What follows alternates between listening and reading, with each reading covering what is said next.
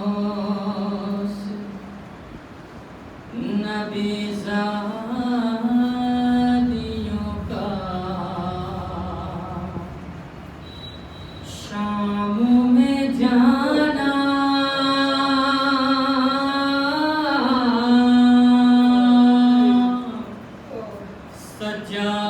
سجاد سے پوچھو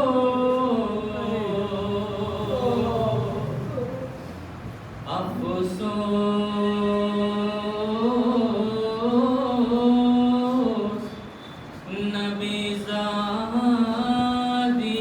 کا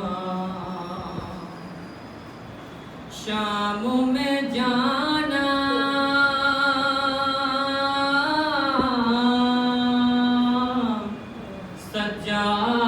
سجاد سے پوچھو سر ننگے وہ ماں بہنوں کا دربار میں جانا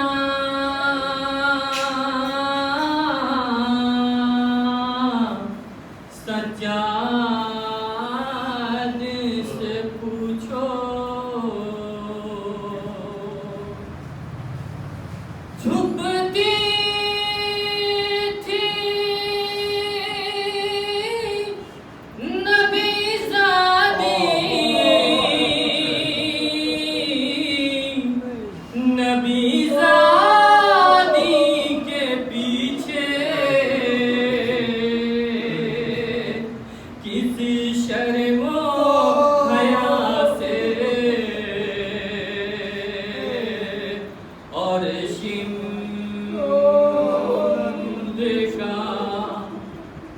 ان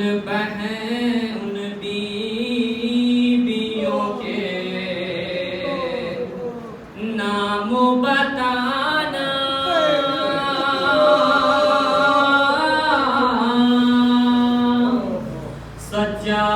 سجاد سے پوچھو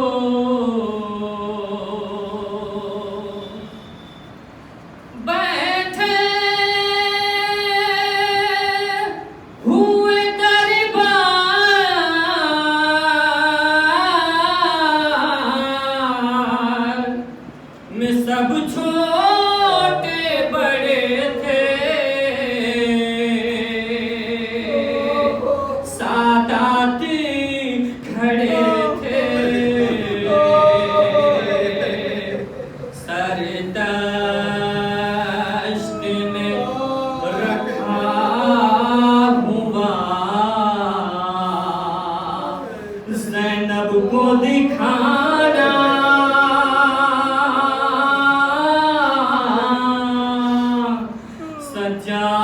سجاد سے پوچھو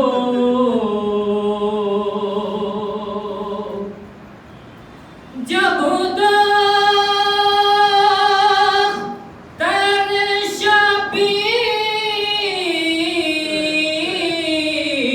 شبیر نے زندہ میں قضا کی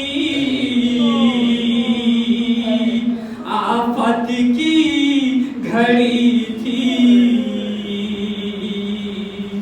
وہ ننھی سی میتیں بندھے ہاتھوں سے اٹھانا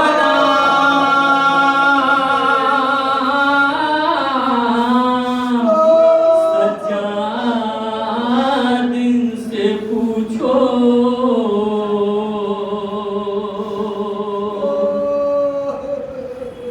افسوس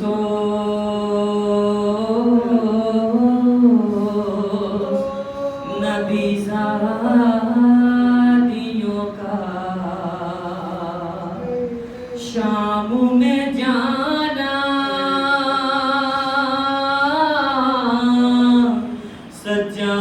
سجاد سے پوچھو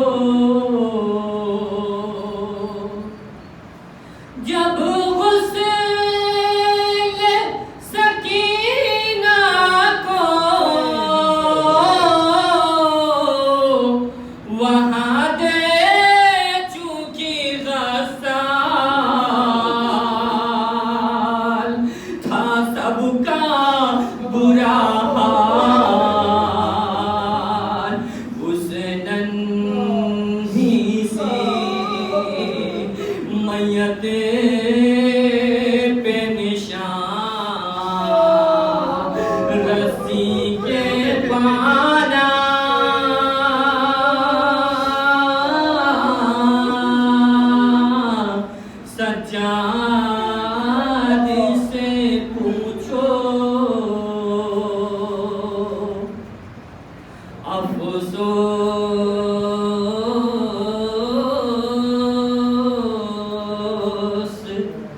نبی زادیوں کا شام میں جانا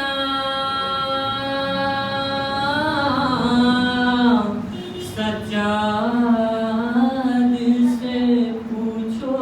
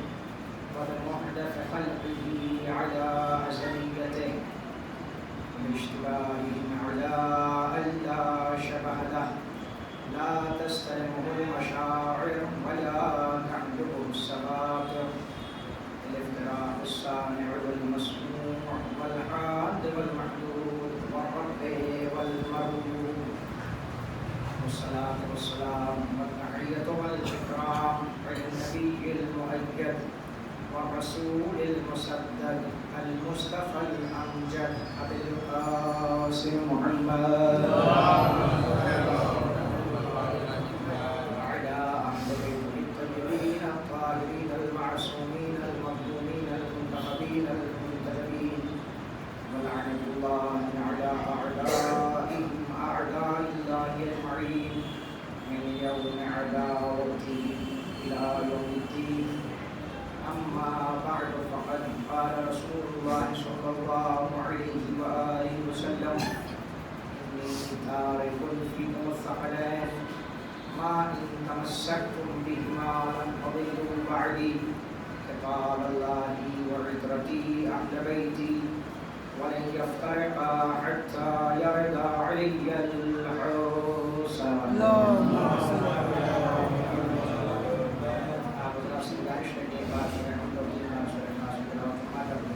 سید کرار حسین نے سے محمد یوسف رومی اہلیہ محمد بینا خاتون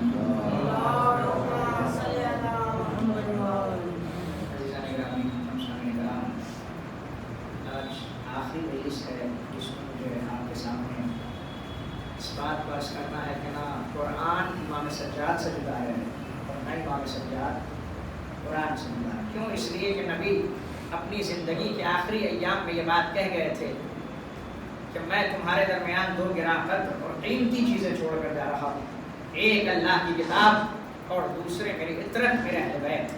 جب تک ان دونوں سے وابستہ رہو گے تم ہرگز گمراہ نہ ہوگے، اور یہ بھی آپس میں ایک دوسرے سے جدا نہ ہوں گے یہاں تک کہ حوض کوثر پر میرے سامنے آئے.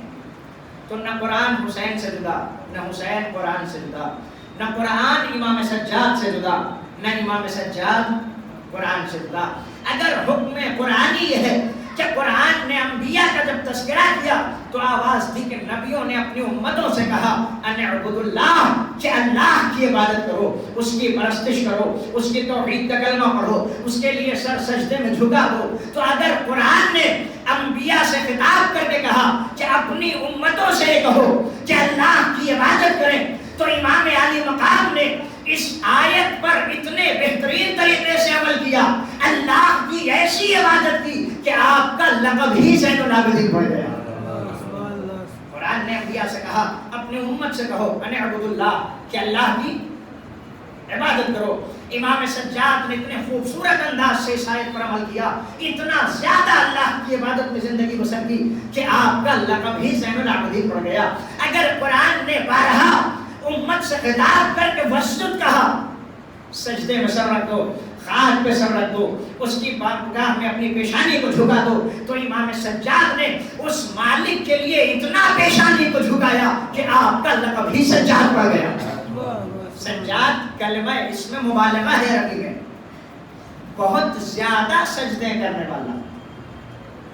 دیکھیں عزیزو، غور فرمائیے امام علی مقام نے کس طریقے سے قرآن مجید کی آیتوں پہ عمل کیا بطور اتم اور اکمل۔ امام قرآن مجید کی ان آیتوں کے مصداق ہیں۔ قرآن نے کہا عبادت کرو، اتنی عبادت کی کہ شیطان انگوٹھا چوستا رہا مگر آپ کی عبادتوں پہ کوئی اثر نہیں پڑا۔ اتنے سجدے کیے کہ تاریخ کو آپ کو سجاد لکھنا پڑا۔ ایک سلام پڑھیں گے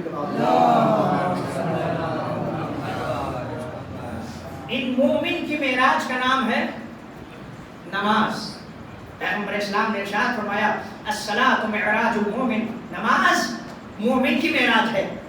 مومن کی معراج کا نام ہے نماز، اور نماز کی معراج کا نام ہے سجدہ۔ اسی لیے چھٹے امام جعفر صادق علیہ السلام امام علی مقام ارشاد فرماتے ہیں اقرب ما یکون العبد من ربہ وهو ساجد، بندہ اپنے خدا سے اس وقت سب سے زیادہ قریب ہوتا ہے جب وہ سجدے کی حالت میں ہو۔ مولا فرماتے ہیں بندہ خدا سے سب سے زیادہ اقرب ما یکون العبد من ربہ، بندہ اس وقت اپنے پروردگار سے سب سے زیادہ قریب ہوتا ہے، سب سے زیادہ نزدیک ہوتا ہے جب بندہ سجدے کی حالت میں ہو۔ تو اگر ایک عام انسان سجدے میں سر رکھ دے تو وہ خدا سے بے پناہ قریب ہو جائے، تو جس نے اتنے سجدے کیے ہو کہ لقب ہی سجاد پڑ گیا ہو، وہ ذات اپنے معبود سے کتنی قریب ہوگی، وہ امام اپنے خالق سے کتنا نزدیک ہوگا، اس امام کا اپنے پروردگار سے رشتہ کتنا مضبوط ہوگا۔ ایک سلامات پڑھنے چلے۔ امام نے زندگی کا ایک ایک لمحہ قرآن مجید کی آیتوں کے سائے میں گزارا۔ قرآن نے کہا عبادت کرو، زندگی عبادت میں بسر کی۔ قرآن نے کہا سجدہ کرو، امام نے زندگی سجدے میں بسر کی، اور اتنے سجدے کیے کہ آپ کو سید سجاد کہا گیا۔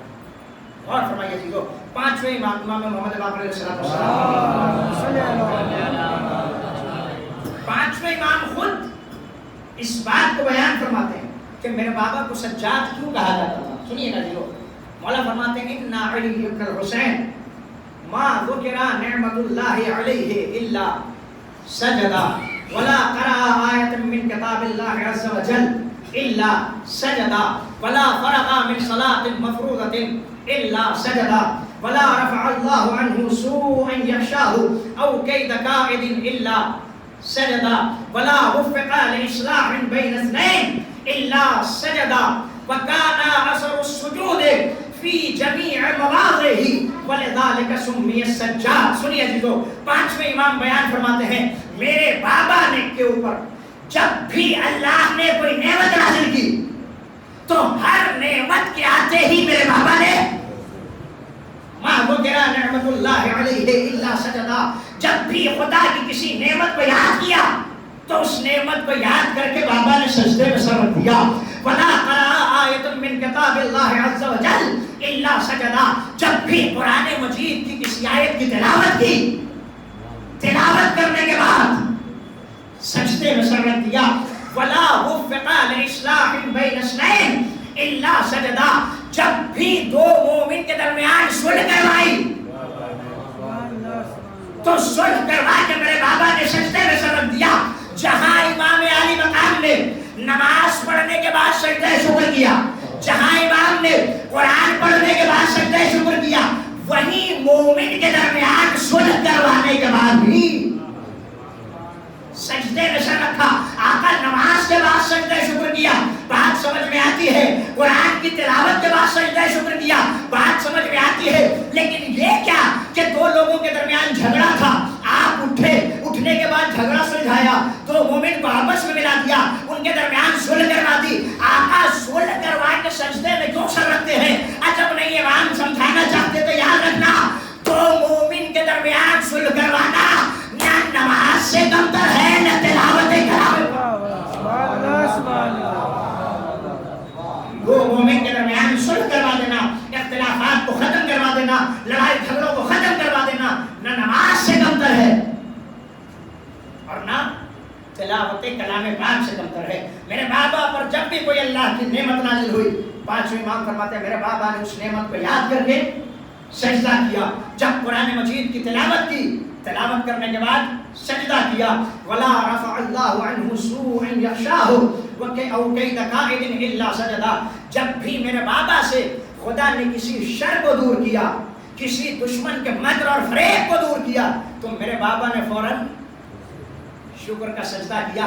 ہماری زندگی میں ایسا بہت ہوتا ہے کہ ہم کبھی دشمن سے بچ کے نکل جاتے ہیں, کبھی کوئی برائی ہماری طرف آنے والی ہوتی ہے, ہم اس برائی سے بچ کے نکل جاتے ہیں, کبھی کوئی شر ہم تک آنے والا ہوتا ہے اور ہم اس شر سے بچ جایا کرتے ہیں. ہم بچ کے نکل تو جاتے ہیں, مگر کیا ایک لمحے کے لیے ہم نے سوچا اس شر سے بچانے والا کون تھا, اس برائی سے بچانے والا کون تھا, اس آنے والی مصیبت سے نجات دلانے والا کون تھا؟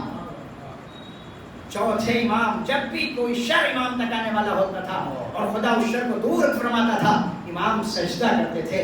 جب بھی کوئی دشمن مکر و فریب کرنے والا ہوتا تھا اور خدا انہیں مکر و فریب سے نجات دلا دیا کرتا تھا, یہ سجدے میں سر رکھ دیا کرتے تھے. ایک صلوات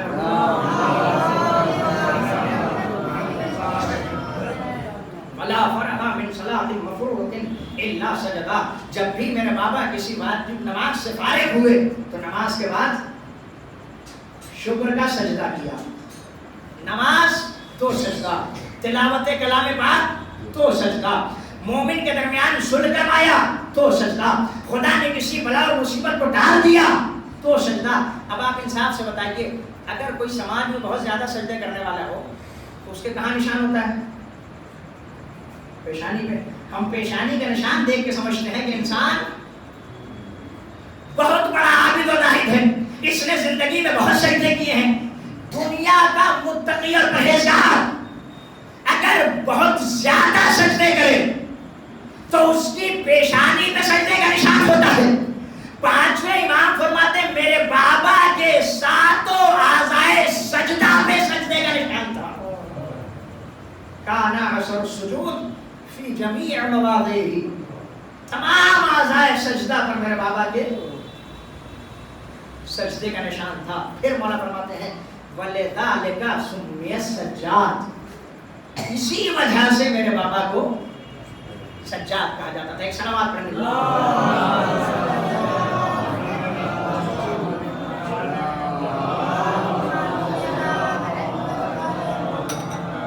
مولا فرماتے ہیں اسی وجہ سے میرے بابا کو سجاد کہا جاتا تھا. اور فرمائیے گا چیزوں, پوری توجہ چاہتا ہوں.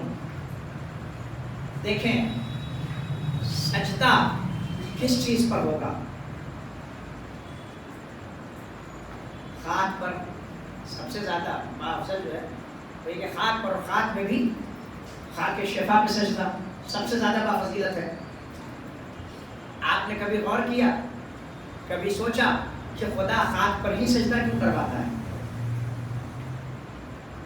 انسان عناصر اربع سے بنا ہے, آگ, پانی, مٹی, ہوا.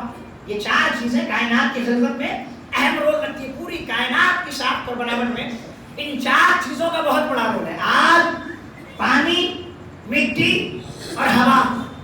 مگر خدا نے نہ آگ کو سجدہ کرنے کے لیے کہا, نہ پانی کو سجدہ کرنے کے لیے کہا, نہ ہوا کو سجدہ کرنے کے لیے کہا. صرف ایک چیز پر سجدہ کرنے کے لیے کہا, مٹی پر سجدہ کرو, خاک پر سجدہ کرو. دیکھیں ممکن تھا کہ اگر قدرت آگ پر سجدہ کرواتی تو انسان آگ کی صفت لے کر شعلہ مزاج بن جاتا. اگر انسان آگ پر سجدہ کرتا تو آگ کی صفت لے کر یہ انسان شعلہ مزاج بن جاتا, دہکتے ہوئے انگاروں کی صفت اس کے اندر آ جاتی. اگر خدا ہوا کو سجدہ کرواتا یا ہوا پر سجدے کا حکم دیتا تو ممکن تھا انسان ہوا کی صفت لے کے اپنا رخ بدلنے لگتا. اگر خدا پانی پہ سجدہ کرواتا تو ایسے ممکن تھا کہ یہ انسان پانی کی صفت لے کر جسے پس دیکھتا اس کے اوپر سوار ہو جاتا, اسے دبا دیتا. پانی کی صفت یہی ہے, جہاں پس جگہ ہوگی پانی اس کے اوپر چڑھ جائے گا. لہذا قدرت نے خاک کو سجدہ کروایا کہ نہ تم میں شعلہ مزاجی آنے پائے, نہ ہواؤں کی طرح رخ بدلنے کی عادت آنے پائے, نہ پانی کے مانند کمزوروں پر چڑھنے کا جذبہ آئے, بلکہ ہم خاک پر سجدہ کروائیں گے تاکہ تم میں خاکساری پیدا ہو جائے. خاکساری پیدا ہو جائے, انکساری پیدا ہو جائے. دیکھیں مولا کائنات کے بہت سے القاب ہیں. کسی نے پوچھا یا علی یہ بتائیے آپ کی نگاہ میں آپ کا سب سے پسندیدہ لقب کون سا ہے؟ آپ کو اللہ کے رسول نے امیر المومنین کہا, یعصوب الدین کہا, مولا المتقین کہا, مولا المؤمنین کہا. اللہ کے رسول نے آپ کو بے پناہ القاب سے نوازا. آپ کا سب سے پسندیدہ لقب کون سا ہے؟ مولا نے نہ امیر المومنین کہا, نہ یعصوب الدین کہا, نہ مولا الموحدین کہا, نہ امام المتقین کہا, بلکہ ایک صفت بیان کی. مولا فرماتے ہیں میری نگاہ میں میرا سب سے پسندیدہ لقب بوتراب ہے. بوتراب یعنی مٹی کا باپ, خاک کا باپ. مولا فرماتے ہیں میری نگاہ میں میرا سب سے پسندیدہ لقب بوتراب ہے, اس لیے کہ اگر میں خود کو امیر المومنین کہوں تو میری امیری کا اعلان ہوتا ہے, اگر میں خود کو یعصوب الدین کہوں تو میری سرداری کا اعلان ہوتا ہے, اگر خود کو مولا الموحدین کہوں تو اس میں میری مولائیت کا اعلان ہوتا ہے. لیکن جب میں خود کو بوتراب کہتا ہوں تو میری خاکساری کا اعلان ہوتا ہے. جب میں خود کو بوتراب کہتا ہوں تو اس سے میری خاکساری کا اعلان ہوتا ہے, تواضع اور انکساری کا اعلان ہوتا ہے. ایک سلامات پڑھیں گے.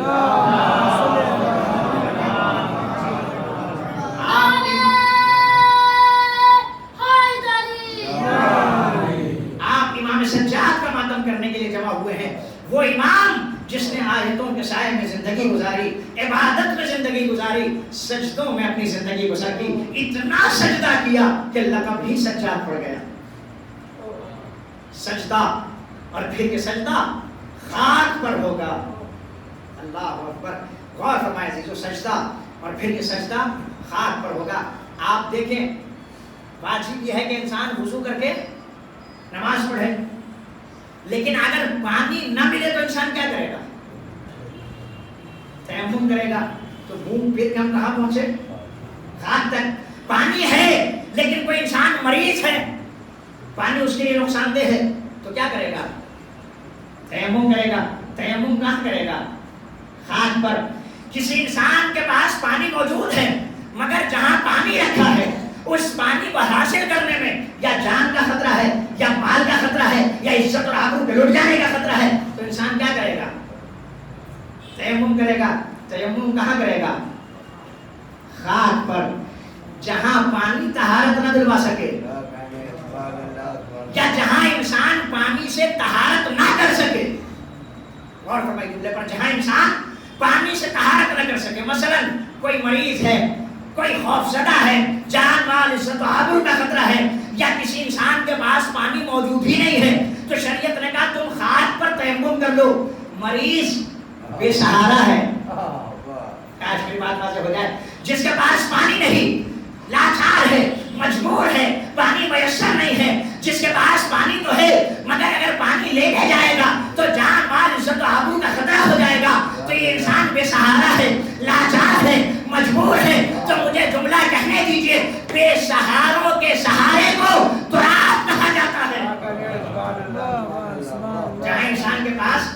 کے استعمال کا کوئی چارہ نہ ہو تو پھر انسان کیا کرے؟ کہا خاک پر تیمم کر لو اور تیمم کر کے تم نماز پڑھ لو تو سجدہ اور پھر یہ سجدہ خاک پر ہوگا. ایک سلامات پڑھے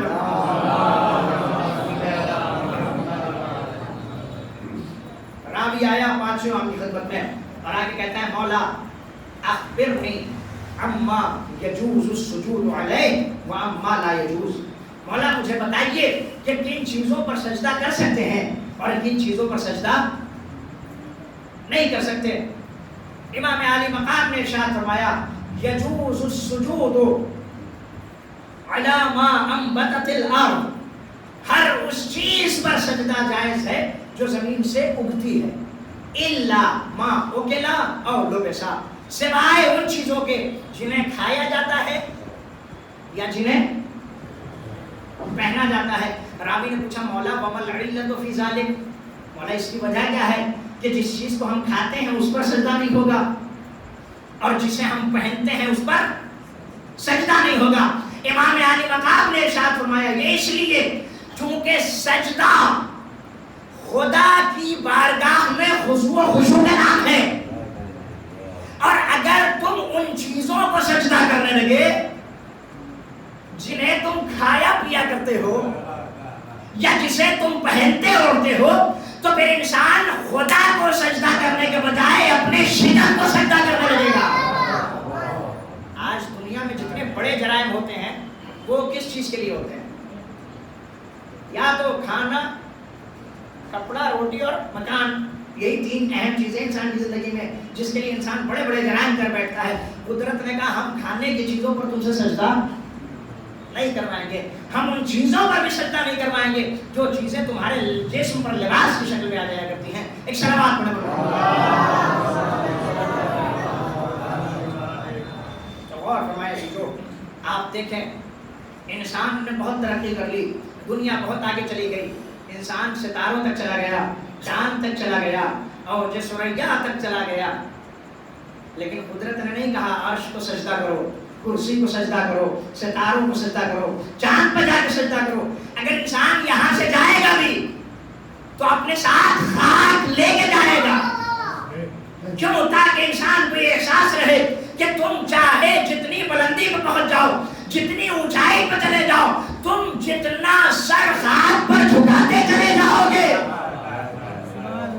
خدا اتنا ہی تمہیں رفعت اور بلندی عطا کرتا چلا جائے. عرش پہ بھی پہنچ گئے تب بھی سجدہ عرش پہ نہیں ہوگا، سجدہ خاک پہ ہوگا. ستاروں پر بھی چلے گئے، سجدہ ستاروں پر نہیں ہوگا، سجدہ خاک پر ہوگا. آسمان کی بلندیوں پر بھی پہنچ گئے، سجدہ ہواؤں میں نہیں ہوگا، سجدہ خاک پر ہوگا. غور فرمائیے چوتھے امام نے ایسی زندگی گزاری، اتنے سجدے کیے کہ تمام اعضاء سجدہ پر سجدے کا نشان موجود ہے.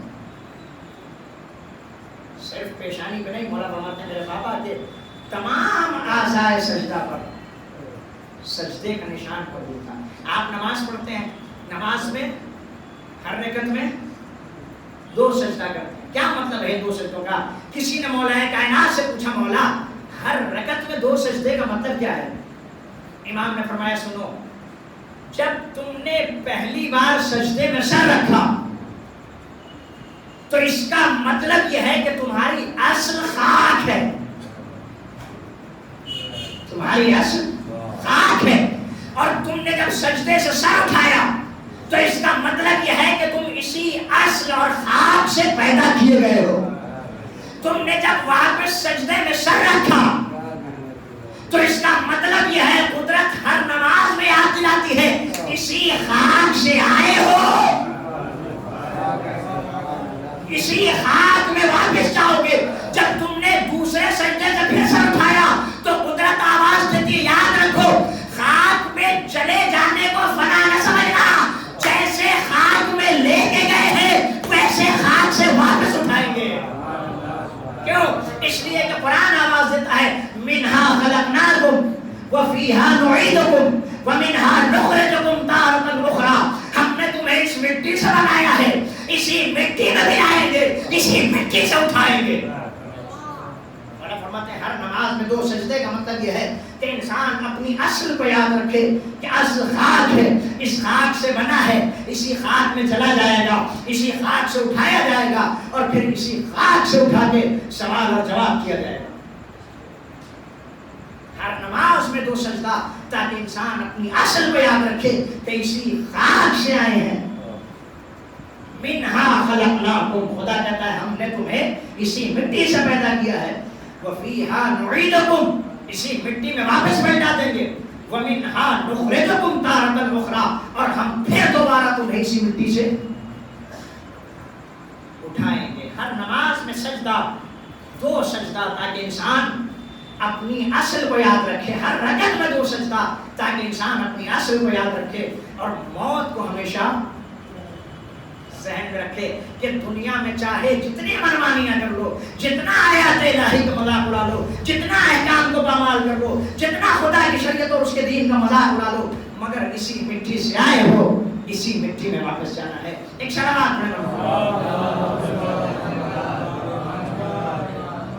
انبیاء نے اور سجدہ کیا، اولیاء نے سجدہ کیا، اوصیاء نے سجدہ کیا، خدا کے نیک بندوں نے سجدہ کیا. سجدہ عبدیت کی دلیل، سجدہ عبادت کی دلیل، سجدہ خدا سے محبت کی دلیل، سجدہ اہل بیت کی تبعیت کی دلیل، سجدہ خالق و مخلوق کے رشتے کی دلیل. جب دل گھبرائے تو سجدہ کیا کریں، جب دل مضطرب ہو جائے تو سجدہ کیا کریں، جب دل بے چین ہو جائے تو سجدہ کیا کریں. اس لیے کہ جب انسان کو کہیں سکون نہ ملے تو جو سکون خاک پہ سہر کے ملتا ہے، خدا کی بارگاہ میں پیشانی کو جھکانے سے جو سکون حاصل ہوتا ہے، وہ دنیا کے بادشاہوں کی چوکھٹ پر سر جھکانے سے سکون نہیں ملتا. انبیاء نے سجدہ کیا، اولیاء نے سجدہ کیا، اوصیاء نے سجدہ کیا، خاصان خدا نے سجدہ کیا. آپ دیکھیں ایک شخص پیغمبر اسلام حضرت محمد مصطفیٰ صلی اللہ علیہ وسلم پیغمبر کی خدمت میں آیا اور آ کے کہنے لگا اللہ کے رسول آپ میرے لیے دعا کر دیجئے کہ میں جنت میں آپ کے ساتھ رہوں. تو نبی نے فرمایا میں دعا تو کر دوں گا لیکن ولیکن اعنی بکثرت السجود، میں دعا تو کر دوں گا مگر تم سجدے زیادہ کر کے میری مدد کرو. چاہتا تھا شخص کہ ہم پیغمبر اسلام کے ساتھ جنت میں رہیں. پیغمبر نے ایک فارمولا دیا، دعا ہم کرتے ہیں، سجدہ تم کرنا شروع کر دو. جب میری دعا ہوگی اور تم خاک پر سر بسر رکھتے چلے جاؤ گے تو خدا جنت میں تمہیں میرا ساتھی بنا دے گا. اگر جنت میں پیغمبر کی ہم نشینی چاہیے تو خاک پر سر رکھیں، سجدہ کریں. ہم نے زندگی میں بہت سے گناہ کیے ہیں، تو یہ گناہ کیسے بخش جائیں گے؟ کون ان گناہوں کو بخشوائے گا؟ کون سا راستہ ایسا ہے جو گناہوں کی مغفرت کے لیے آسان راستہ ہے اور بہت اچھا راستہ؟ ایک شخص پیغمبر کی خدمت میں آیا، کہنے لگا اللہ کے رسول میرے گناہ بہت زیادہ ہیں، میں کیا کروں؟ نبی نے فرمایا سجدہ کرو، سجدہ کرنا شروع کر دو. کیوں؟ اس لیے کہ سجدہ تمہارے گناہوں کو ویسے ہی جھاڑ دیتا ہے جیسے پتجھڑ کا موسم درخت سے پتے جھاڑ دیا کرتا ہے. اگر زندگی میں گناہ کیا ہے تو زیادہ سے زیادہ سجدہ کریں اور سجدے میں سر رکھ کے اپنے خالق سے دعا کریں کہ خدایا ہمارے گناہوں کی مغفرت فرما. ایک صلوات پڑھیں.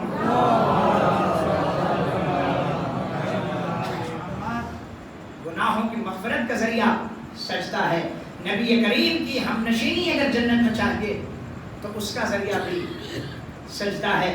بلند و بالا مقام اور مرتبہ چاہیے، قربت پروردگار چاہیے تو قربت پروردگار کا بھی سب سے بہترین ذریعہ سجدہ ہے. اللہ نے حضرت موسیٰ سے پوچھا، اے موسیٰ کیا تمہیں معلوم ہے تمہیں کس شے نے مقام کلیمیت تک پہنچایا؟ موسیٰ کیا تم جانتے ہو کہ کون سا عمل ایسا تھا جس نے تمہیں اس لائق بنا دیا کہ تمہارا خدا براہ راست تم سے کلام کرنے لگا، تم کلیم اللہ بن گئے؟ حضرت موسیٰ نے آواز دی، خدایا مجھے نہیں معلوم. قدرت نے آواز دی، موسیٰ مجھے تمہارا خاک پہ سجدہ کرنا بہت پسند ہے. تمہارا خاک پہ سجدہ کرنا بہت پسند ہے، لہٰذا ہم نے تمہیں مقام کلیمیت تک پہنچایا، ہم نے تمہیں بلند و بالا مقام اور مرتبہ عطا کیا۔ اور دیکھیں اگر واقعاً صدق دل سے انسان سجدہ کرے تو پھر نہ اسے ظالم حاکم کا خوف ہوتا ہے، نہ دنیا کے بادشاہوں کا خوف ہوتا ہے، نہ ستمگروں کا خوف ہوتا ہے، نہ ستانے والوں کا خوف ہوتا ہے، نہ ڈرانے والوں کا خوف ہوتا ہے، نہ دھمکیاں دینے والوں کا خوف ہوتا ہے۔ اور یہ میں یوں نہیں کہتا، قرآن میں پورا واقعہ موجود ہے۔ قرآن نے جناب موسیٰ اور فرعون کے اس واقعے کو بہت خوبصورتی سے پیش کیا ہے کہ ایک دن مقرر کیا گیا کہ آج کے دن مقابلہ ہوگا۔ فرعون نے کہا ہم اپنے جادوگروں کو لے کے آئیں گے۔ فرعون کے جادوگر آئے، انہوں نے اپنی اپنی رسیاں پھینکی، رسیاں سانپ کی شکل اختیار کر گئی۔ جناب موسیٰ پر وحی ہوئی، موسیٰ اپنے ہاتھ میں جو عصا لیے ہو اس عصا کو پھینک دو۔ حضرت موسیٰ نے عصا پھینکا، وہ عصا اژدہا بن گیا، اژدہا بن کے ان کے سانپوں کو نکل گیا۔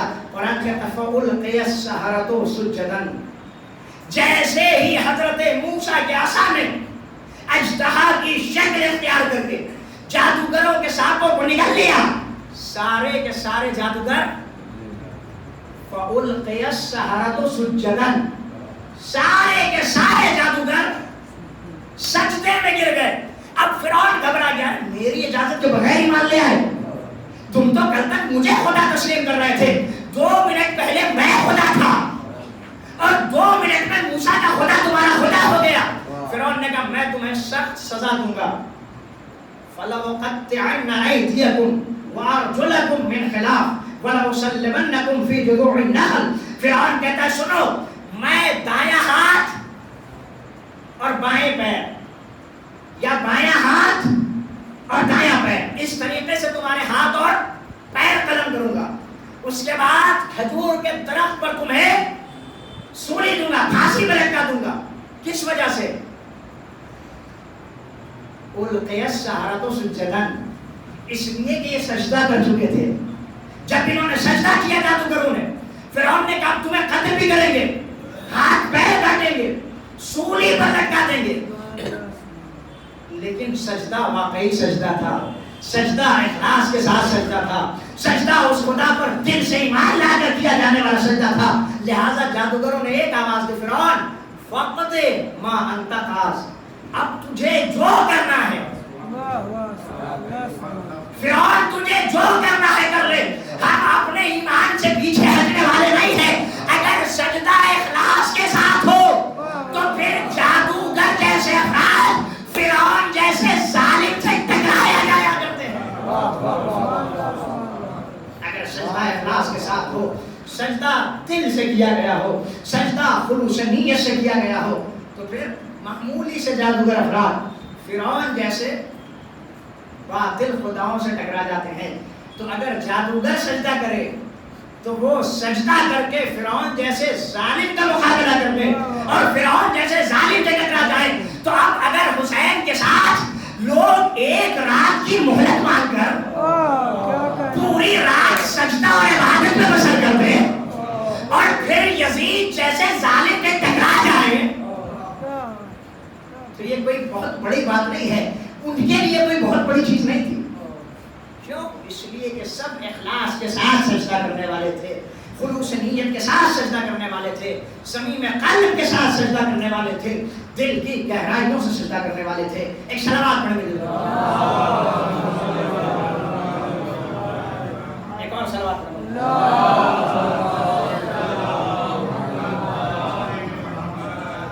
بس آخری بات اور اس کے بعد چند جملے مسائل کے، چونکہ دوسری مجلس بھی ہونی اور مجھے بھی دوسری مجلس ہونی ہے۔ غور فرمائیے عزیزو، اگر سجدہ اخلاص کے ساتھ ہو تو پھر انسان ظالموں سے نہیں ڈرتا، ستمگروں سے نہیں ڈرتا، باطل خداؤں سے نہیں ڈرتا، دنیاوی طاقتوں سے نہیں گھبراتا۔ کیوں؟ اس لیے کہ انسان جب سجدہ کرتا ہے تو اسے سکون ملتا ہے، اور یہ سکون اس خوف کے اوپر غالب آ جایا کرتا ہے۔ قرآن نے پیغمبر اسلام سے بھی خطاب کر کے کہا کہ اے پیغمبر کلا ان الانسان لیطغی ان رآہ استغنی، اے پیغمبر یہ انسان بے شک سرکشی پہ اتر آتا ہے۔ کب؟ ان رآہ استغنی، جب یہ اپنے آپ کو بے نیاز دیکھنے لگے، جب یہ اپنے آپ کو غنی سمجھنے لگے۔ دیکھیں جب تک خدا سے ضرورتیں وابستہ رہتی ہیں تب تک انسان سرکشی اور طغیان سے بچنے کی کوشش کرتا ہے، مگر جب خدا ساری ضرورتیں پوری کر دے تو پھر انسان یہ بھول ہی جاتا ہے کہ ان ضرورتوں کا پورا کرنے والا بھی کوئی ہے۔ قرآن پیغمبر سے خطاب کر کے کہہ رہا ہے کلا ان الانسان لیطغی، اے پیغمبر یہ انسان سرکشی کرنے والا ہے، یہ انسان بغاوت کو کرنے والا ہے۔ کب؟ ارواح مستغنا، جب یہ اپنے آپ کو بے نیاز دیکھنے لگے۔ پھر آخر کی آیت ہے، اگر آیت کا پورا ٹکڑا پڑھ دوں گا تو سجدہ واجب ہو جائے گا، لہٰذا ایک ٹکڑا پڑھوں گا بس۔ قرآن مجید نے پیغمبر سے کہا کلا لا تطعہ، اے پیغمبر ان سرکشی کرنے والوں کی ہرگز اطاعت نہ کرنا، ان طغیان کو اتر جانے والوں کی ہرگز اطاعت نہ کرنا، حدود الہی کو پامال کرنے والوں کی ہرگز اطاعت نہ کرنا۔ واسجد، سجدہ کرو اور اپنے رب سے قریب ہو جاؤ۔ پیغمبر طغیانی پہ اترنے والوں کی اطاعت نہ کرو، سرکشی پہ اترنے والوں کی اطاعت نہ کرو، پھر کیا کرو؟ سجدہ کرو اور اپنے خالق سے قریب ہو جاؤ۔ قرآن نے پیغمبر کو حکم دیا تھا کہ سرکشی کرنے والوں کی اطاعت نہ کرنا بلکہ سجدہ کرنا اور اپنے خالق سے بھی جانا۔ کربلا میں حسین نے یہ کر کے دکھایا، جو سرکشی پہ اتر آیا تھا اس کی بیعت کو ٹھکرایا، سر کو کٹایا، سجدہ کیا، سجدہ کیا اور اپنے خالق سے قریب ہو گئے، سجدہ کیا اور اپنے معبود سے ملاقات کر لی، سجدہ کیا اور اپنے خالق کی بارگاہ میں چلے گئے۔ ہاں زادارو، آپ امام سجاد کا ماتم کرنے کے لیے جمع ہوئے۔ امام عالی مقام کا نام سنتے ہی آپ کی آنکھیں اشکبار ہو چکی ہیں۔ وہ امام جس نے بہت ہی سخت مناظر کو اپنی نگاہوں سے دیکھا۔ پہلا منظر وہ منظر تھا جب حسین رخصت آخر کے لیے سید سجاد کے پاس آئے، بابا کی بے کسی کو دیکھا اور دیکھنے کے بعد یہ ایک جملہ پوچھا، ایک سوال کیا، بابا این عمی العباس، بابا چچا عباس کہاں ہے؟ حسین کی آنکھیں اشکبار ہو گئی، زینب کی نگاہیں حسین کے چہرے پر۔ حسین آواز دیتے ہیں میرے لال ان عمک قد قتلا وقطعوا یدیہ علی شاطئ الفرات، بیٹا تیرا چچا اپنے شان قلم کرا کے فرات کے کنارے سویا ہوا ہے۔ اللہ اکبر۔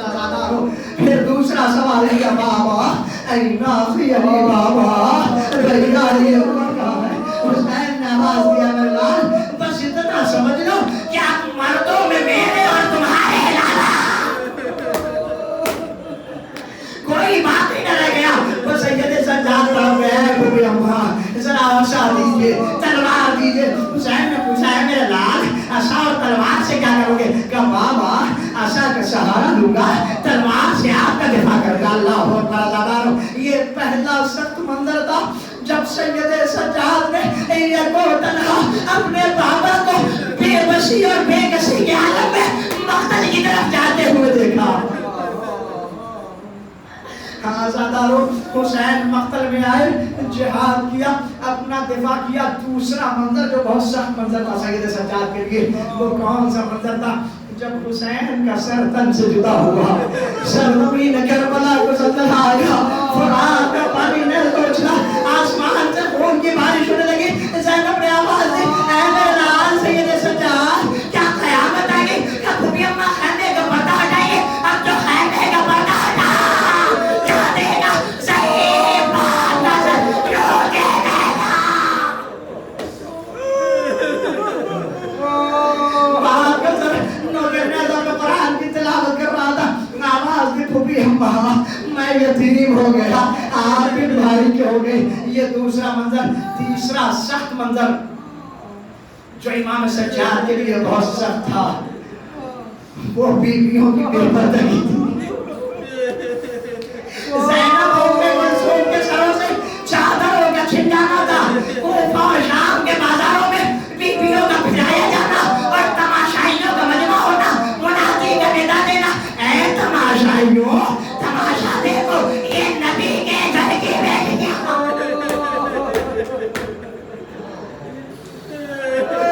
سنے گا زادارو، جب نعمان ابن منذر نے امام سجاد سے پوچھا آقا شام میں کون سی مصیبت मुसीबतें आप पे गुजर गई जिसको याद कर कर के आप रोते रहते हैं।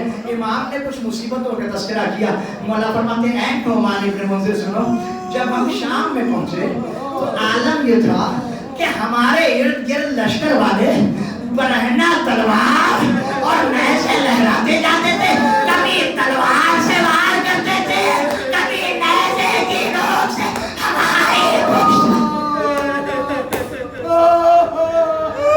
कभी तलवार से हमला करते थे, कभी नोके नेज़ा से हम पर हमला किया करते थे। फिर उसके बाद जब हम शाम में पहुंचे तो आलम ये था कि इन मलूनों ने हमारे शोहदा के सरों को बीवियों के काफिलों के सामने रखा।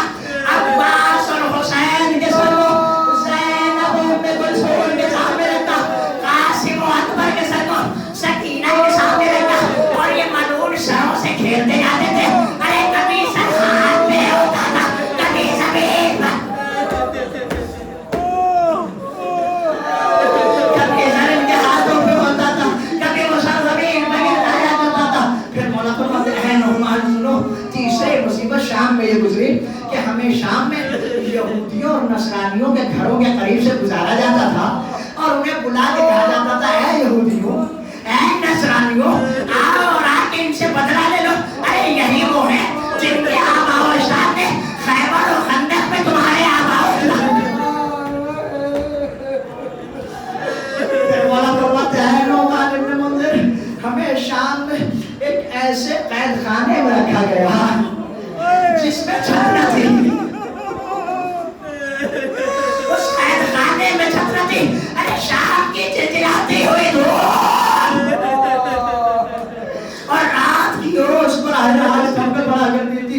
सुनना आज़ादारों, फिर इमाम फरमाते हैं नौमान इब्न मुंज़िर, हद तो ये हो गई कि शाम में हमें उस बाजार में ले जाया गया जहां गुलामों और कनीज़ों को बेचा जाता था।